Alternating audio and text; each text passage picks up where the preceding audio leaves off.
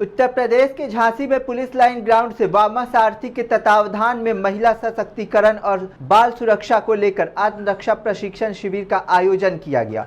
इस शिविर में पुलिस परिवारों की महिलाओं और बच्चों ने जूडो कराटे की बारीकी तकनीकियों का प्रशिक्षण प्राप्त किया और आत्मरक्षा के गुर सीखे। विशेषज्ञ प्रशिक्षकों ने प्रतिभागियों को संकट की स्थिति में तुरंत प्रतिक्रिया देने और आत्मविश्वास के साथ अपनी सुरक्षा करने के तरीके बताए। अधिकारियों ने कहा कि आत्मरक्षा न केवल सुरक्षा का साधन है बल्कि आत्मनिर्भरता और आत्मविश्वास का प्रतीक भी है। यह प्रशिक्षण शिविर 21 जून 2026 तक जारी रहेगा, जिसमें रोजाना प्रतिभागियों को व्यवहारिक प्रशिक्षण दिया जा रहा है। देखिए हमारे सहयोगी देवेश प्रताप सिंह राठौर की यह खास रिपोर्ट।